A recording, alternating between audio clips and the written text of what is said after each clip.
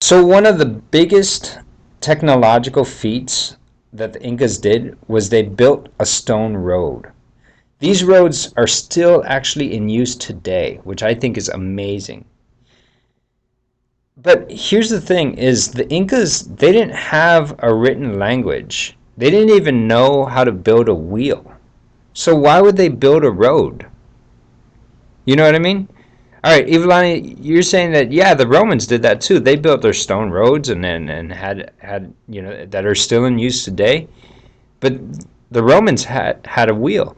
Ah, I'm wondering if Sathis, if you got that answer straight from my PowerPoint right up above. But basically, exactly, they didn't have a wheel, so the Inca rulers built the roads on which runners could carry verbal messages to distant places. Um, the runners worked in relay teams and stationed along the roads. One runner told the message to the next. The message could travel 150 miles a day along a stone road. This system of communication was important because the Incas because their empire spread out over thousands of miles. So, do you folks understand what?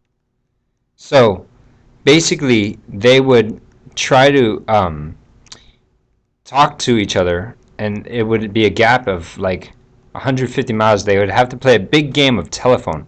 Yeah, exactly. Like the telephone game. And I think that that's the funniest part about it. Not funny, like, haha, you Incas, you don't have a written language. But I think that what's funny is the when they tell the message to someone, imagine if it were a long, complicated message. If you don't have a written language, you can get kind of messed up with this stuff. All right, Gia is asking what does drawing mean, so let me tell her. Gia, basically what I'm saying is this is how they worked. See this first one right here? This is a town right here. And this is another town. And there's 300 miles in between the towns. And they wanted to get a message from this side, with this town to that town. Got it? From the first town to the second town. So what they did was they put people here. And they stationed them all along the road. And what they would do is they would tell a message to the first person who would run over to the second person and tell the message and then run back. And then the next person would run and then run back and run back. And they would pass on this message all the way along this road until they got their message. And this message could travel as fast as 150 miles in one day. So we're not talking about 150 miles an hour. We're talking about 150 miles in one day. So in order to get your message to go 300 miles, it took you 3 days or 2 days. Does that kind of make sense?